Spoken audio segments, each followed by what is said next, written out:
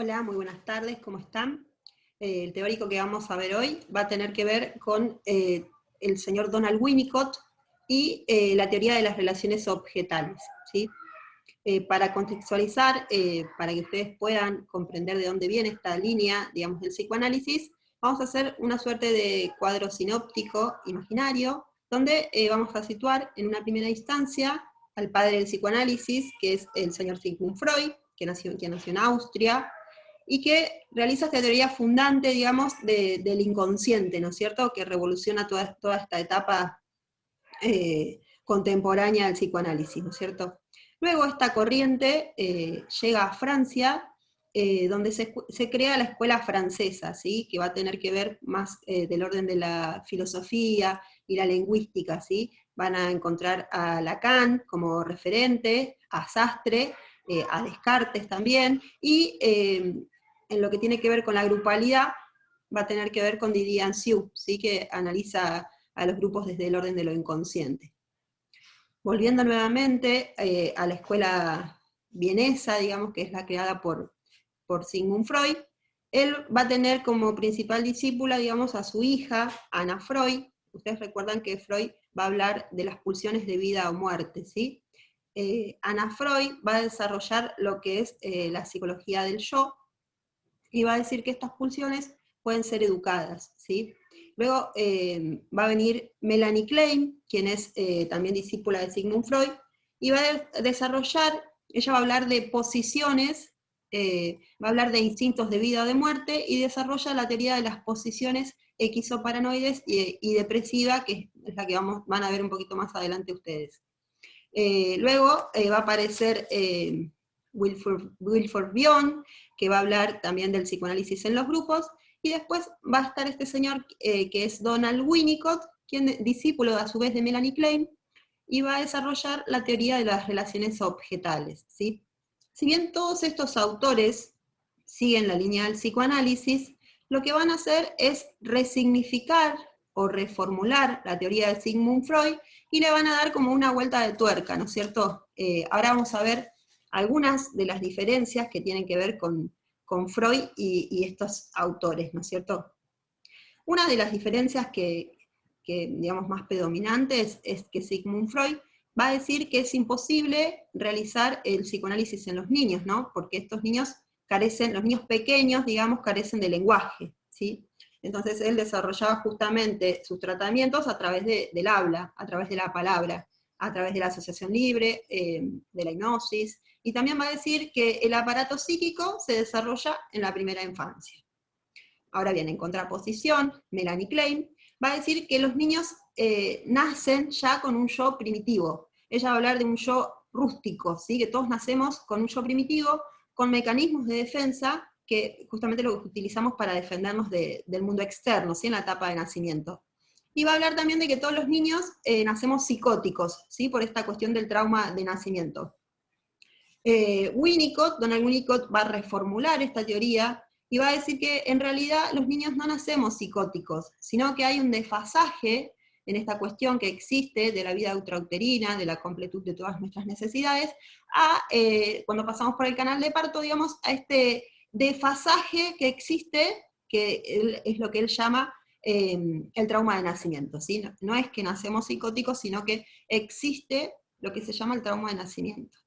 Entonces, hay una cosa que es paradójica, digamos, que el sujeto, el primer hecho que tiene que duelar es el hecho de nacimiento, ¿sí?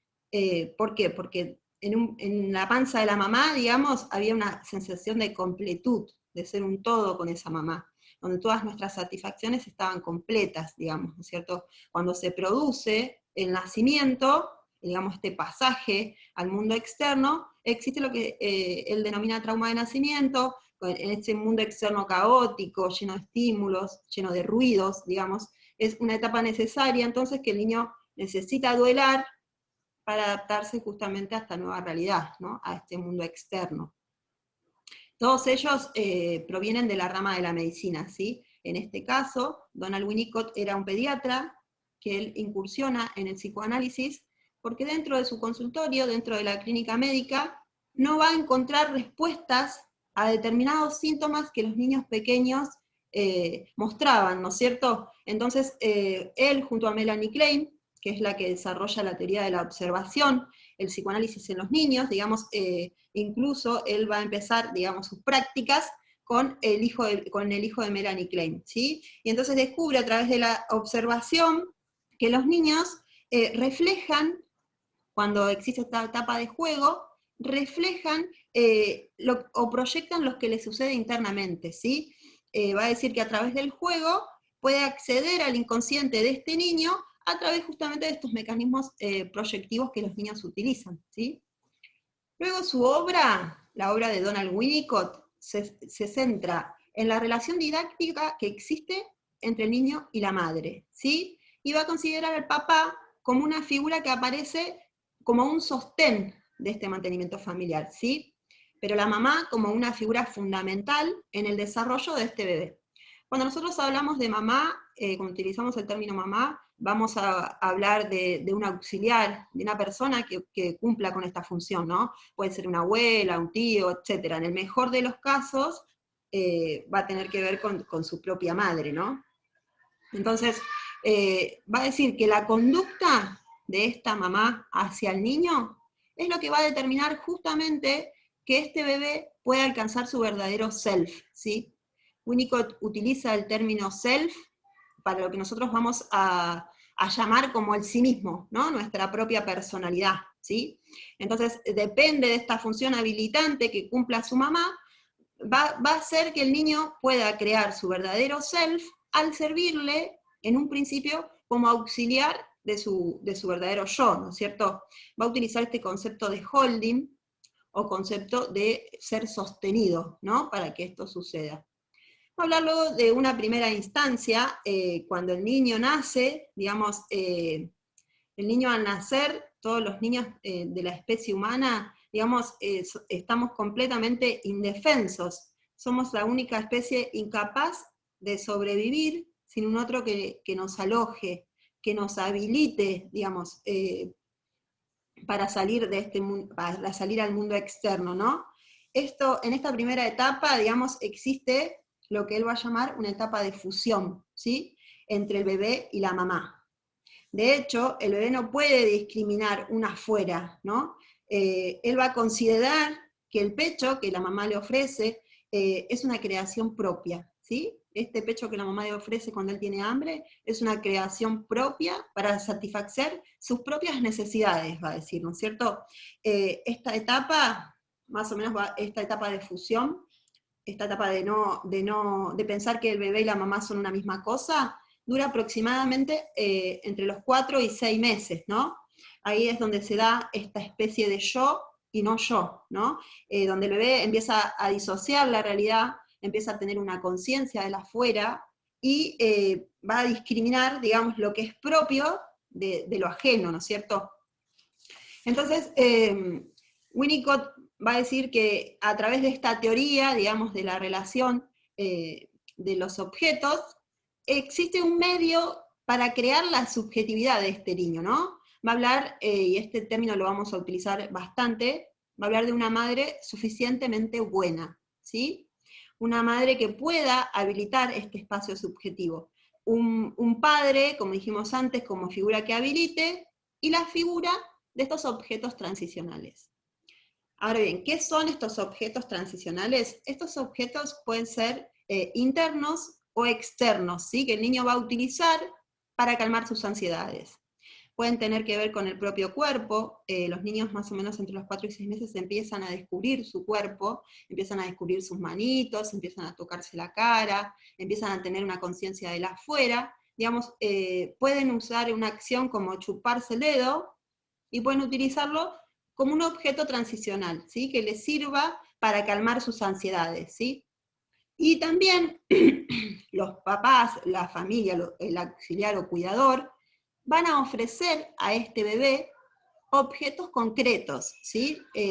Pueden ser un peluchito, pueden ser una frazadita, pueden ser un chupete, esto para que forme parte del mundo externo del niño, ¿sí? Ustedes se acuerdan, quizás por experiencia propia de sus hijos, que hay niños que tienen una frazadita que la llevan a todos lados, de hecho esa frazadita puede estar toda sucia, pegoteada, está viejita, o pueden estar con un muñequito que le faltan los ojitos, que está todo sucio, que aún así lo quieren y lo llevan a todas partes, que si inclusive se lo lavamos o se lo cambiamos por otro, deja de cumplir esta función, ¿no es cierto? Deja de tener el sentido que este bebito le da, o este niñito pequeño le da. Inclusive esto sucede más o menos en la etapa donde se terminan las licencias en los trabajos de las mamás, y tienen que volver, y a veces le dejan una prenda que tiene su olor, para que el niño, digamos, no la extrañe tanto, ¿no es cierto?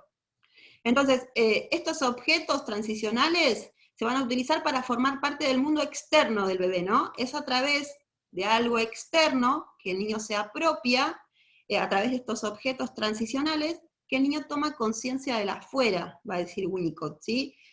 Con el fin de que más adelante, cuando esta etapa madure, digamos, en otra instancia, este niño pequeño pueda insertarse en la cultura, ¿no? En lo que nosotros llamamos sociedad. El niño crea con estos objetos, digamos, un espacio que Winnicott denomina espacio transicional, ¿sí? Yo hice un gráfico acá, a ver si ustedes lo pueden ver, para que lo podamos comprender, y va a hablar entonces de esto, de que el niño crea en un principio una realidad tripartita, ¿sí? Este es el bebé, digamos, con este mundo interno, con su mundo interno. Este espacio transicional donde el bebé lleva estos objetos concretos que su familia le ofrece, y el mundo externo, ¿sí? Es entonces a través de este espacio donde el bebé va a recrear escenas, ¿sí? Descubre, descarga ansiedades, se enoja, se frustra, es creativo, disfruta, siente placer, ¿no es cierto?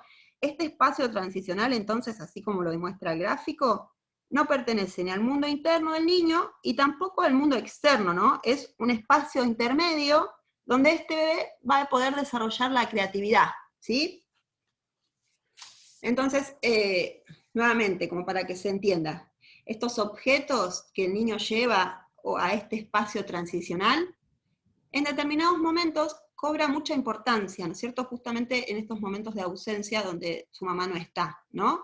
O antes de dormir, cumplen funciones significativas, va a decir Winnicott, ¿no? Porque por un lado acompañan al sujeto y por otro lado lo calman, ¿sí? Winnicott considera justamente a estos objetos capaces de generar ilusión, fantasía, creación, ¿no?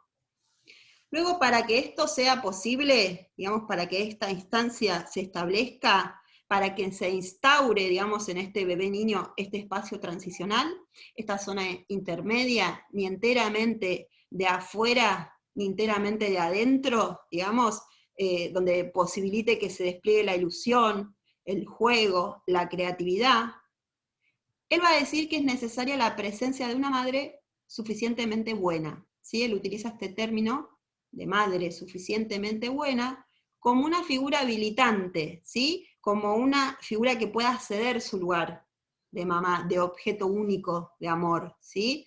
Y que dé lugar a la interacción con este niño, con el afuera, ¿no es cierto? Lo cual significa una renuncia por parte de las mamás, ¿no es cierto?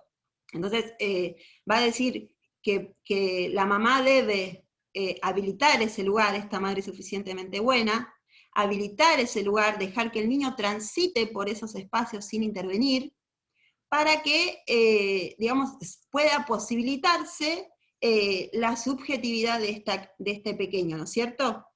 Entonces, digamos, si esto no sucede, si esta mamá no es lo suficientemente buena, digamos, nosotros tendemos a sobreproteger a nuestros niños justamente por temor, ¿cierto?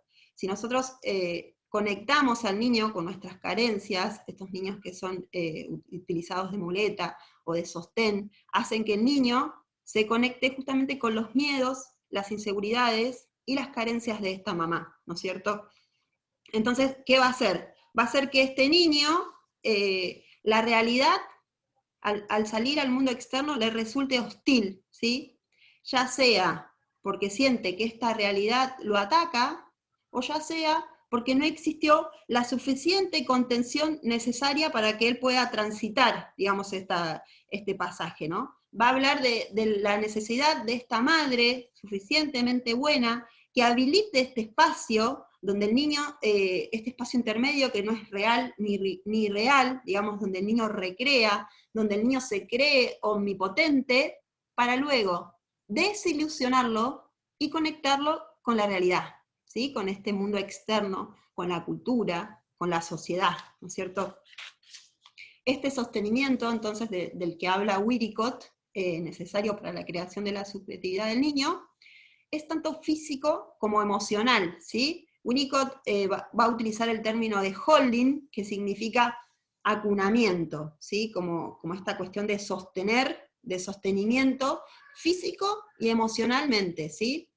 Entonces la presentación de estos objetos transicionales también se va a dar paralelamente con las transformaciones biológicas que realiza el niño, ¿no? Estos cambios madurativos que son tan visibles, ¿no? Que están ligados a la percepción sensorial del niño, a la motricidad, a los progresos en su sistema nervioso central. Digamos, el niño empieza a cobrar autonomía y comienza a necesitar de estos objetos transicionales que la mamá y su familia, los cuidadores, digamos, le empiezan a ofrecer, ¿no? Es tan importante esta primera etapa en la vida de un sujeto, digamos, es crucial en la construcción de la subjetividad de los sujetos, la manera justamente en que de la mano de los padres el bebé evoluciona, ¿no? Justamente en la primera etapa de fusión pasa a esta etapa de juego, ¿sí? De cuán exitoso sea la creación de este espacio, de cuán exitoso sea este tránsito, ¿no? Donde la madre permita que este niño ejerza toda esta creatividad, este juego, sin intervenir, que lo sostenga, pero desde un lugar no invasivo, digamos, ¿no? De cuán exitoso sea este tránsito va a depender que luego, en la etapa adulta, podamos ejercer dos hechos concretos en la vida de todo sujeto, como es amar y trabajar, ¿no? Como lo decía Sigmund Freud en alguna oportunidad. Entonces, ahora bien, si en la actualidad somos capaces de amar y trabajar, es porque justamente estos objetos transicionales existieron en nuestra infancia, ¿no? Aunque quizás ahora no podamos recordarlos, ¿no es cierto? Es más, Winnicott va a decir que el destino justamente de estos objetos transicionales es la caída, ¿no es cierto? Es el olvido, la disolución en la conciencia, ¿no es cierto? El objeto transicional entonces nos conduce a esta suerte de espacio intermedio, esta zona, digamos que para el sujeto es vivida como propia, y no es más que una región articuladora, va a decir Winnicott, donde la realidad exterior, lo externo para el niño, digamos, puede ser comprendida y puede ser apropiada, ¿sí? Puede apropiarse de esa realidad externa. Una experiencia personal donde la ilusión, digamos, donde la tensión, sujeto, mundo, digamos, puede ser aliviada, ¿no? Luego va a aparecer lo que tiene que ver con el juego solitario, son esos bebés que muchas veces están hablando solitos y crean mundos de fantasías y se creen superhéroes, o con una caja son capaces de construir una casa, grandes edificios, crean personajes, digamos.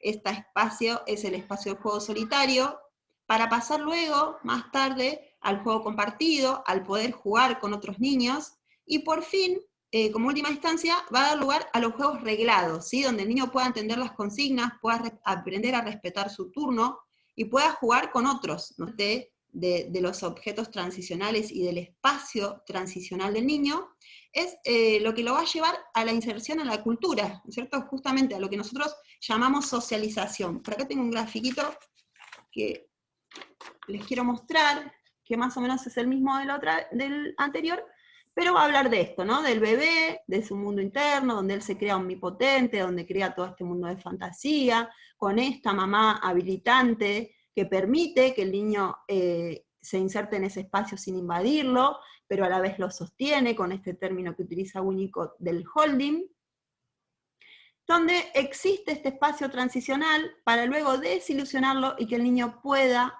insertarse en el mundo externo, ¿sí? En la cultura, en lo que nosotros llamamos justamente socialización, ¿sí? Winnicott va a decir también que los espacios que el adulto utiliza para la expansión de sus fantasías, digamos, de su creatividad, de su pensamiento. Estos lugares que también pertenecen a lo interno y a lo externo, son como la última instancia de los objetos transicionales, ¿no? Yo les quería mostrar el ejemplo del grupo operativo. En este caso es en forma virtual, pero todos sabemos que existe un espacio de grupo operativo que está ligado y regulado por un encuadre, que se explica desde el momento cero que uno ingresa a la carrera, donde cuando ingresa el coordinador y los observadores, ya debe estar el círculo armado, esta suerte de mesa redonda, donde todos podamos estar a la misma altura, donde todos podamos mirarnos a los ojos y expresarnos con total libertad, y donde no podemos tener absolutamente nada encima, ¿sí? Para poder prestar más atención, digamos. Justamente cuando el monto de ansiedad es tan grande dentro de los integrantes del grupo, aparecen esta suerte de objetos transicionales, ¿sí? Que van a tener que ver con personas que están con las fotocopias encima, con gente que está con las carpetas en la mano. De hecho, también hemos visto casos de gente que está con el celular, sabiendo que todas estas cosas no están permitidas, digamos, pero es tan fuerte el monto de ansiedad que tienen en ese momento, que no pueden manejar, y entonces utilizan también objetos transicionales que lo ayuden a superar esta instancia, ¿sí? Hasta en la vida adulta, digamos, utilizamos objetos transicionales. Luego Winnicott va a hablar en esta creación de la subjetividad del sujeto, del self y falso self, ¿sí? Y vamos entonces otra vez a lo mismo. Bajo las condiciones adecuadas, bajo la existencia de una madre o de un auxiliar o de una persona que cumpla esta función habilitante de madre suficientemente buena, con un medio propicio y un contexto que así favorezca para que esto suceda, digamos, con un grupo familiar adecuado, etc., y la presentación de estos objetos transicionales va a dar lugar a lo que Winnicott denomina self, ¿sí? Que para nosotros va a significar nuestra propia mismidad, ¿sí? El sí mismo, digamos, esto que nos hace únicos, esto que nos hace diferentes a todos los demás, los que nos hace ser auténticos, ¿sí? Va a tener que ver con nuestra personalidad, con esto que nos distingue de todos, con esto de poder conectarnos con nuestros propios deseos, ¿sí? Cuando, por ejemplo, elegimos algo, lo elegimos desde la certeza qué es lo que queremos hacer, ¿sí? No por estar influenciados por otras personas, por el contexto, etc., sino por tener la certeza de que tomamos una decisión conectados con nuestra propia personalidad, con nuestro self, con el sí mismo, ¿sí? Ahora bien, en el caso contrario, digamos, de que esto no suceda, si en aquella instancia, digamos, no existió este ambiente propicio, esta madre suficientemente buena, este self se encapsula, ¿sí? Y forma como alternativa para defenderse del mundo externo lo que Winnicott va a denominar falso self, ¿sí? Una especie de máscara, va a decir él, ¿no? Que es creada para proteger justamente al niño del mundo externo, ¿sí? Porque le resulta hostil, ¿sí? ¿Se acuerdan que decíamos antes que se conectó con las carencias y los miedos de la mamá? Entonces el mundo externo le va a resultar también hostil, ¿sí? Ya sea porque siente que este mundo externo lo ataca, o porque no se dieron justamente las condiciones de este sostenimiento, de este holding del que habla Winnicott, para que esto suceda, ¿no es cierto? Entonces, son niños que tienen imposibilidad de adaptarse socialmente, son niños retraídos, son niños que no pueden jugar con otros niños, son niños que en la etapa del inicio, por ejemplo, al jardín infante, le cuesta muchísimo insertarse socialmente, ¿sí? Y en la etapa adulta, digamos, no vamos a hablar de patologías, ¿no? Pero cuando se existe en un adulto un falso self, va a tener que ver justamente con esto, ¿no? Con no poder ser auténticos, con crear máscaras, digamos, por mostrar una cosa que en realidad es otra, pero justamente es por temor a esta realidad externa, ¿no es cierto? Se va a hablar que las personas que son mentirosos, o que fantasean, digamos, o que se crean personajes, son personas que tienen falso self, ¿sí? Que tratan constantemente de edificar una apariencia, que no tiene que ver con ser auténticos, ¿no es cierto? Y por último, Winnicott va a hablar de la personalización, ¿sí? ¿Por qué llega a esto, digamos? Por el hecho de transitar este proceso que hace que al sujeto se transforme en una persona completa, ¿no es cierto? Va a decir que para que la psiquis pueda habitar este cuerpo del niño, es necesario un prolongado proceso, digamos, donde se cumplan todas estas instancias, toda una sucesión de experiencias psíquicas, corporales, y también la relación con el medio para que esto suceda, ¿sí? Después va a hablar de lo que va a tener que ver con la comprensión, ¿sí? Otro aspecto, va a decir Winnicott, que hace de alguien, de un sujeto, una persona completa, es justamente la comprensión del espacio-tiempo, ¿sí? Se trata de entender el entorno inmediato, tanto físico como cronológico, ¿sí? El hecho de entender lo que está pasando a mi alrededor en este momento, ¿sí? Lo que ha pasado anteriormente, y lo que puedo esperar que va a suceder en los próximos minutos, ¿no? Estar ubicado en tiempo y forma, ¿no?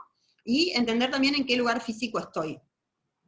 Cuando comprendemos, digamos, todo esto mencionado, estar ubicados en espacio en tiempo, saber en qué lugar estamos, ¿qué va a hacer? Esto hace que se afiance una certeza de dominio, ¿no? La confianza en sí mismo, ¿no? El poder manejarnos dentro de un entorno de espacio y tiempo, ¿no es cierto? Entonces, estar ubicados en el aquí y ahora, poder adaptarse activamente a la realidad, va a decir Winnicott que tiene que ver con el hecho de ser una persona completa, ¿sí? Bueno, hasta acá es lo que tiene que ver con la teoría de Donald Winnicott de las relaciones objetales. Si tienen alguna duda me la dejan en los comentarios, y si no nos vemos en el próximo encuentro. Les mando un abrazo grande. Hasta luego.